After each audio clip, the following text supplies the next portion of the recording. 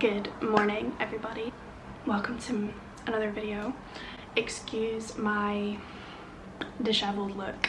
I don't have makeup on, which is literally fine, but usually I have a bit of makeup on, so I'm feeling a little bit exposed. So I have a coffee in my favorite mug. Maybe I should like pin my hair up. Okay, so today I'm going to be talking about OCD. I have some notes on my phone, so I am going to be like referring to them. OCD is another mental illness that I struggle with. OCD stands for obsessive compulsive disorder. I'm just gonna read the like Google definition by National Institute of Mental Health. OCD is a long-lasting disorder in which a person experiences uncontrollable and recurring thoughts, obsessions, and engages in repetitive behaviours, compulsions, or both. It's kind of a techie description. So I basically have struggled with OCD my entire life, but I never knew that it was OCD. Again, this is so like, my hair is pissing me right off. I feel like everyone will know, like, you hear OCD so much in everyday life. Literally, this like reminded me because I was listening to a podcast this morning, and one of the guys on it wasn't Basement Yard, don't worry. One of the guys on it was basically being like, yeah, I'm really like OCD about that. I don't like being that person that's like too triggered by things, but I just think OCD is like the one thing that so many people use in such a minimalistic way, and someone whose life has been ruined by OCD I'm just like, no, that's not OCD and you don't know what it's like, so like please don't use it flippantly. And again, like the instances of OCD that you hear about are cleaning. A lot of it is about cleaning, and fair enough, like that is quite a common compulsion and behavior to have as a result of OCD. Like if you are very terrified of germs, like if you're scared of dying, then like you will clean more, like, but it's not just about, oh, I like my bathroom clean, I'm so OCD. No, like in short, it's like your brain will tell you something bad is going to happen if you don't do this. And it's not just like, oh, I'll feel dirty if I don't clean my bathroom. It's, my family will die if I don't clean my bathroom, if I don't bleach the toilet 3 times. Like, it's really like, it's like someone's taking over your brain. I genuinely did not know that I struggled with like OCD tendencies until I watched a video about someone else who also has emetophobia, which I've talked about is a fear of being sick. And she was basically, I think it's, her name is Lauren Faulkner. She is from Scotland. But yeah, she was very open about the fact that her OCD tendencies are caused by emetophobia. And I was literally like, what? Like that has been my entire life. That like I have displayed signs of OCD because I was scared of being sick. It was never explicitly said to me that like I had OCD, because it was more framed as like an eating disorder. Because it was emetophobia, a lot of it was about eating, but a lot of it was OCD because for me this like intrusive recurring thought was, I'm going to be sick if I don't, or if I do.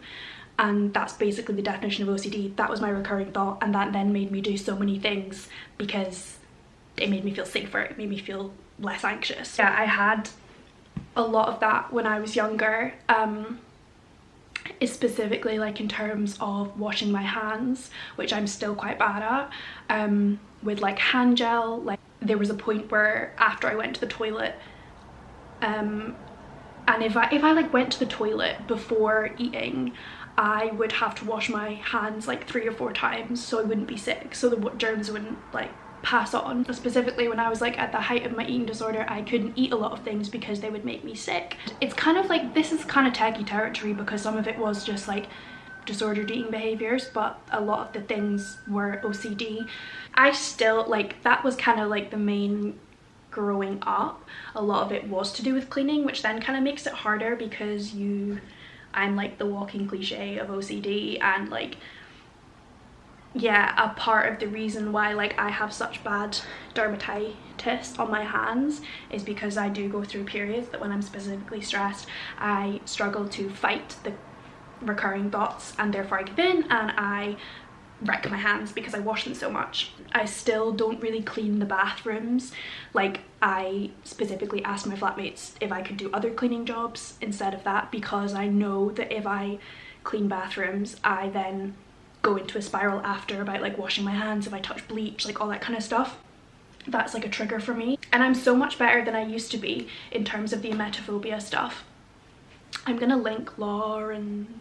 Did I say she was called Laura or Lauren? I'm pretty sure it was Lauren. I'm gonna link her video because she talks about it really, really well. But another kind of aspect, which again, I had no idea that it was linked to OCD until my therapist, literally, I want to say like last year, she was like, yeah, like that's kind of an OCD tendency. And I was like, what? So like I've always had, I've struggled a lot with morality and morals. It's really, really hard to describe. I wrote down because I remember there was a period of my life when I was younger, which I hadn't even thought about until I kind of started thinking about OCD, and I was like, this is a bit of a symptom here, that every night when I went to sleep, I would have to say thank you and I love you to all the members of my family, my pets, my wider family. There was honestly, because I remember a time where there was literally like 20 people that I had been like, these are the people that I have to say thank you to, that I have to say I love you, that like I have to talk to before I go to bed, otherwise something bad is going to happen. And it was just a general something bad is going to happen. It wasn't anything specific, but it was like something bad will happen to me, like they'll die, like it was. And I just remember every night I would get into bed and I'd be like, okay. And it would take me like 20 minutes. But it was like a ritual. It was like, I have to do this, otherwise something bad is going to happen. And I think there was kind of like changes and alterations to what I said. I think I managed to kind of like cut down on the people, but sometimes I would have to add in something else. And I just was like, oh, this is just something we do. Like I was literally like 12, 13, really, maybe even younger. So I didn't think anything of it. That was my uncle. But now looking back, I'm like, that is clearly OCD, because I was like, if I don't do this before I go to sleep, something bad is going to happen. And I have struggled with obsessive and compulsive thoughts. I still struggle with them, specifically to do with morals and like doing the right thing. So if I say you're in a supermarket and you pick up pasta, and then you kind of get to like different aisle or whatever, and you realize, oh, I don't actually want pasta, like I wanted noodles instead. Not the normal thing to do, but a lot of people would just put the pasta down, whatever, or like if you got to the till, you just kind of put it somewhere and be like, oh, I actually don't need that.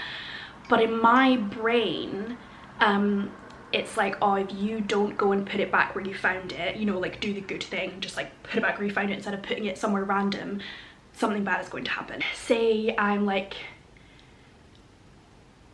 maybe I put something in a bin and like a receipt flutters out or something. It's like, okay, you have to pick this little bit of litter up. Like it's about kind of doing little moral good things that like if I don't do, then something bad happens. And obviously it's good to do the right thing and like be kind to the universe, the world, but like when you were doing it out of compulsion and obsessiveness, it gets really, really difficult, because there are so many moments where I'm almost like stagnant, because I'm like, should I listen and do this, or should I just be like, no, it's fine, like nothing's gonna happen? And it gets really, really exhausting to kind of live by this like rule book that no one made up. Like it's just like, well, I made it up. I remember I've spoken to my mom about it, my therapist about it. Like it's such a they're always, I wouldn't say OCD is one of the kind of, I wouldn't say it controls my life. It used to control my life when I was younger. I wouldn't say it does anymore. But it's definitely still in the background, and the voices still nag at me daily. I'm very obsessed with like being a good person and not a bad person. And a lot of that comes from like, if I am a good person by my rule book, then I won't be punished. But if I'm a bad person, this is kind of like the obsessive thoughts, that it's like, I'm a bad person, so like if I do this, I'm gonna be punished. And my mum has told me over and over again, like, this is not how the world works.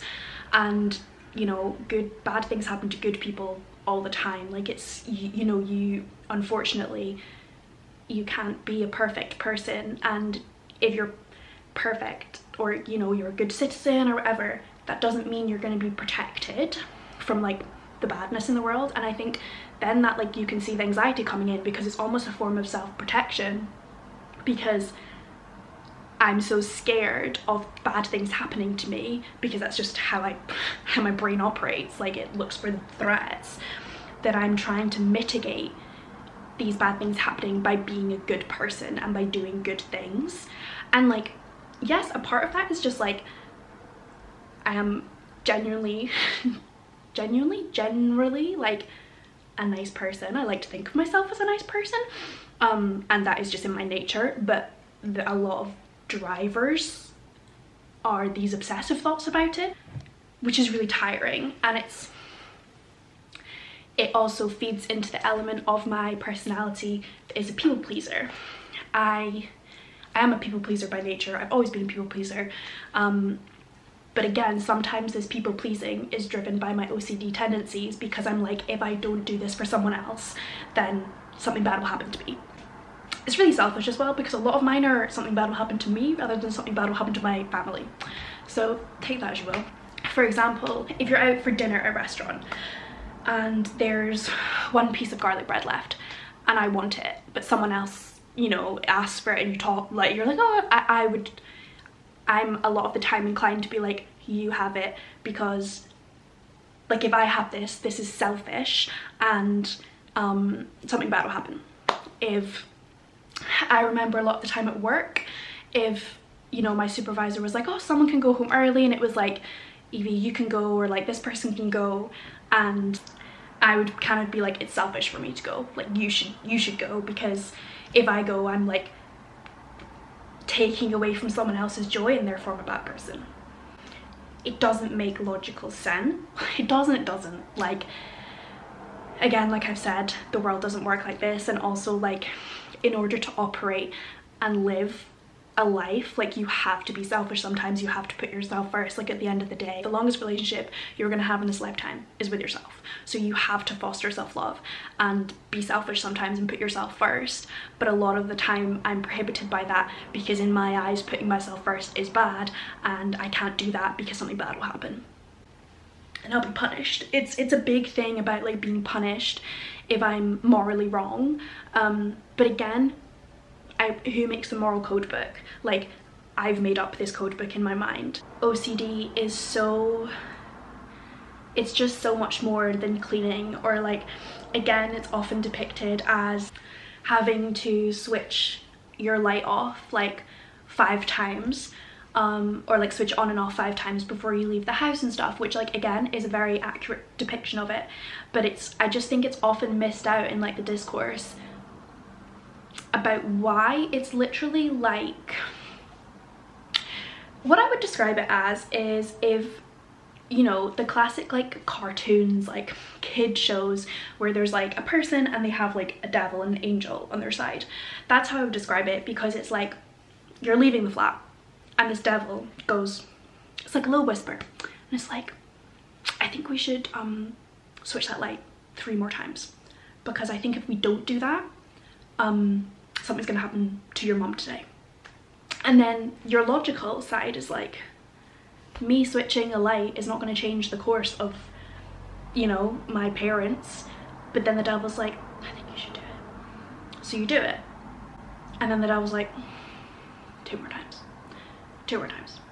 And it's like this constant battle, and it's exhausting, it's really tiring, because it's such a strange one, because you literally feel like you are being controlled like a puppet, but it's by your brain. Like, no one else is telling you that.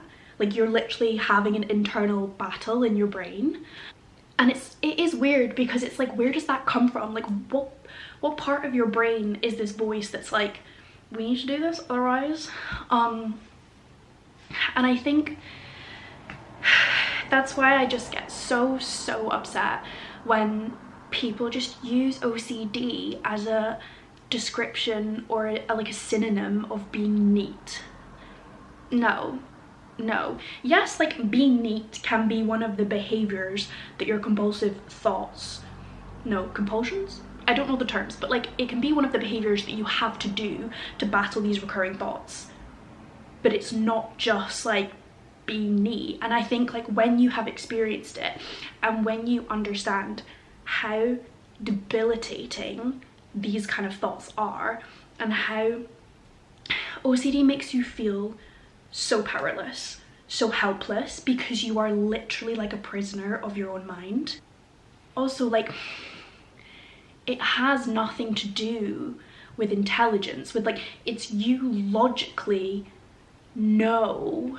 Well, it obviously depends on the situation, the kind of like spectrum of how strong your OCD is, how powerful it is. But for me, I know that like a lot of the time I logically know this isn't going to change whether like my presentation goes well today, or whether whatever.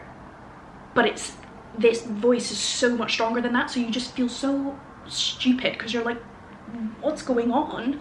I have like a lot of the time, if I need, yeah, if I'm doing a presentation, if I'm having maybe like a party, if I will kind of be like, okay, I need to like, almost like I'll have a list of rules that I need to do that week, so that it goes well and so that nothing bad happens. And that is OCD tendencies, which I just didn't realize until very, you know, like in the past kind of year or so. Obviously, I kind of always knew that I had OCD growing up because of my emetophobia, and yeah, like it was particularly bad. Yeah, so for example, it was particularly bad and really difficult when I was having issues with my hands, and like obviously soap, a bit chilly, soap agitates my hands. So like, I remember I was having such issues when I had a huge flare-up last year, and I was going to the doctors, and they were kind of like, you need to minimize hand washing, you need to use this special soap, and in my head I was like, well, guess I'm not getting cured, because I can't do that, because if I don't wash my hands, you know, before I eat, like this many times after I pee, like I'm going to be sick. And if I don't use an antibacterial hand wash, I'm going to be sick. And yeah, I kind of like was trying to be like, how do I communicate that like my OCD cannot deal with this, but I'm also wanting to heal myself. And I still struggle with like bar soaps and stuff like that. I'm a lot better than I was, in the sense that like the thoughts still come to me. I'm so much like, I can now, like if I'm going to eat something, I can wash my hands with bar soap and go and eat it, and like wash my hands once and it's fine. But I feel safer when it's like antibacterial, when yeah, like I wash my hands so much less than I used to, and I am able now to like go to the toilet, wash my hands after the toilet and go and eat, which is like normal to people, but for me it genuinely used to be like a process, and I would have to like set aside like 15 minutes, and sometimes I would almost not pee before I ate. You know, if I really needed to pee, I'd actually be like, I can't be bothered with the hassle, so I just wouldn't pee, because it was just easier to like not go through that ritual, because it's just like your brain's like, let's keep washing, and my hands would be red raw. And like I remember my mum being like, you have to stop. And I literally remember my parents would always watch me, and I would almost like hide how much I was washing my hands, because I think washing my hands was like one of the biggest things when I was younger about like being sick. It was just my rule. And my parents, I would feel so ashamed because my parents would always be like, Evie, like they couldn't watch me wash my hands too much because they would stop me, and then it would kind of become this argument because like I would get so visibly upset, and it would be like a real kind of like traumatic thing because I would be like, I need to wash my hands, and they were like, no you don't, because it's like, it's really like some strong anxious thoughts and behaviors taking over your brain, and they're like, if I don't do this, and it's like trying to it's kind of like how I talked about hypochondria. It's like you can't see the logic anymore, you can't, because all you're listening to are these demons in your brain. So like no matter what people are telling you, no matter what they're reassuring you, I'd be like, no, just let me do this, like please just let me wash my hands and then everything will be fine, and like, you know, I can try again tomorrow. But like I was lying to myself.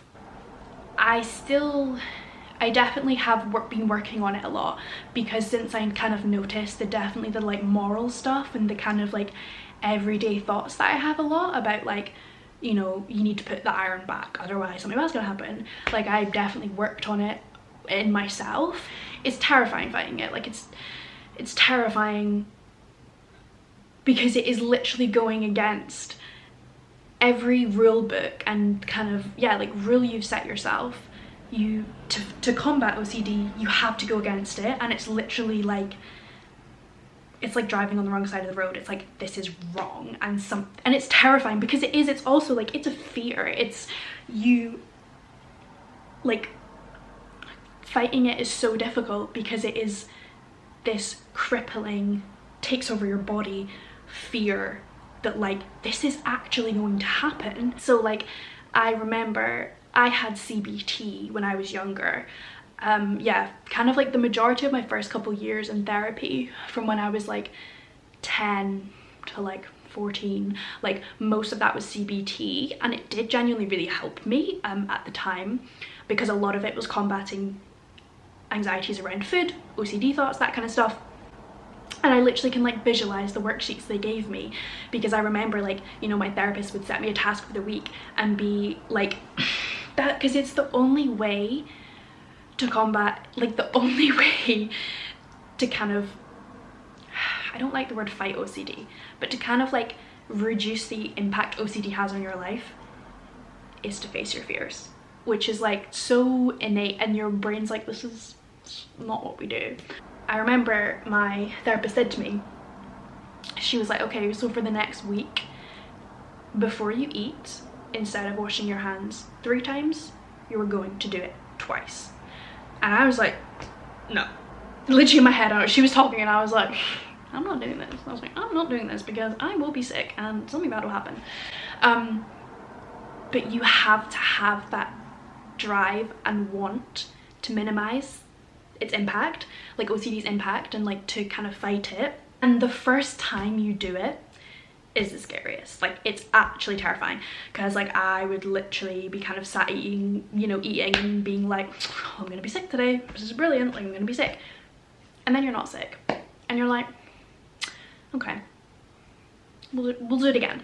And it just gets easier with time. Like, it's the same as anything. The more you do it, the easier it becomes, the less the thoughts have a grip of you. Because I think a lot of stuff with anxiety and OCD is building hard evidence that you can't dismiss. Like, you can literally be like, look, I washed my hands once, I ate, nothing bad happened. And it's like doing that, and that's a lot of the just basically what got me through a lot of my initial fight with anxiety and OCD, is that like my therapist would just continually be like, let's look at the evidence, like, and we'd be like, okay, we were worried here because this happened, did anything bad happen? No, let's keep going. And it's like, you've got to keep pushing. It's so hard. I'm not like, I'm talking about it now, like obviously because this was like 6 years ago, but I was a wreck at the time, and it was like, there's no doubt that it is mentally, physically, emotionally, spiritually, like draining, exhausting, because again, it's just like this constant angel and demon, and it's this kind of overarching like desire for your life to be better, to be able to go and eat out in places, and go and, I don't know why I took such a breath there, and go and do things with your friends and have a better life. but there's still this demon that's like, something bad is gonna happen. If we do this, something bad is gonna happen. The only way to quieten that voice is to keep proving it wrong, and to keep living, and to keep pushing. Yeah, like the more you do it, the more evidence you have that nothing bad has happened. And I think it can be hard, because when bad things do crop up in my life, specifically a couple years ago, not so much now, but I would be like, it's because I didn't do that. And I would find the thing that I'd be like, it's because I didn't like pick up that towel on the floor, that's why. And that is when it is really difficult, because it's like your brain just creates the arrow, puts it there, and it's like, it's almost like this is direct evidence of the opposite way, and it's like, we have to keep doing this because this is what happens. But I think it's got easier with like me just growing up and maturing, in that like life is full of ups and downs, bad things happen to people, like unfortunately that is just the way it is, and things crop up that are unexpected. Yeah, you know, plans get ruined. I think it's like learning that like I'm not different to other people, and I'm not going to be punished more than other people. I'm still working on this and learning more about myself in terms of like this aspect of my life, and I still struggle with it. Like, just because I'm talking about it positively does not mean that it can still be really, really difficult for me sometimes. And I'm still like journaling and healing my kind of thoughts on this, because it is again this almost innate thought that I have about myself, that I don't deserve a happy life, that I don't deserve good stuff. So it's almost like trying to do everything I can to tell myself I deserve good stuff. OCD is such a hard one, and I also understand that I have a bit of distance between when my OCD was at its worst, so it's a lot easier for me to kind of imagine coming out of it, because it doesn't have such a grip on my life anymore. But I understand, and I do remember what it was like when I was in the midst of it, and it's okay that it's not easy to fix and easy to fight. Like, it is it's a mental illness. Like, it is, I have seen firsthand, it can be life destroying. And just because, like, I'm just talking about my experiences with it, but like I'm obviously being like, yeah, this worked for me, and like, you know, fighting these thoughts and all this, but like at the time, you know, it was a battle, and there would be tears, it's not easy. It's, you know, living with OCD is horrific, and also once you are down that hole, it is really, really hard to get out, and it takes more than just a like, right, this week we'll try this. Like, it takes a lot of work. Just don't feel like a failure. Like, this is not, I just always remember my mum would say to me, like, this is not you, you are just ill. Because I literally remember, I think I maybe spoke about this, the first time she told me that, I was sat, because I wasn't able to eat dinner because I thought I was gonna be sick, at my cousin's house. I remember I sat on the step crying, and my mum said, this is not you, you're just ill. I didn't even know what mental illness was, so I was like, what does she mean I'm ill? I'm like, I'm fine, I've not got the flu. And then I was like, oh, like, now I'm obviously like, she was referring to me having a mental illness.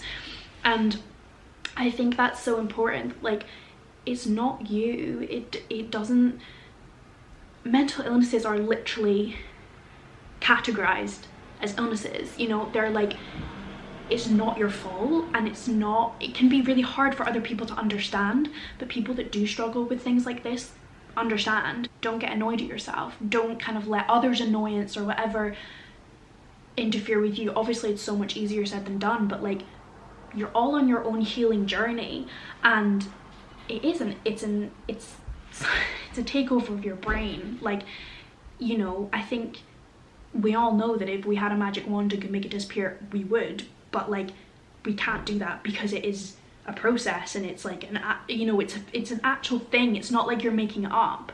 Because I used to get so frustrated at myself, and I think it's all about like picking your battles, knowing when, because I do remember as well, some weeks me and my therapist would just decide, okay, this week I'm feeling low, so I don't feel like I can, you know, try and reduce my hand washing. And it's all about recognizing that and kind of getting to know yourself, because if you've got a stressful week, if you've got a lot going on, you're not going to be in a headspace to be able to fight these. Whereas like I kind of know, and I kind of got to know that when I was feeling a bit more positive, a bit more upbeat, I was like, okay, let's push now, let's push when I feel good, so we can try and like get a hold on this, because sometimes it's just going to end in disaster, and that's okay. Like I always say, healing is not linear. It is full of ups and downs. It is not always pretty. It is raw, ugly, like it's such a journey.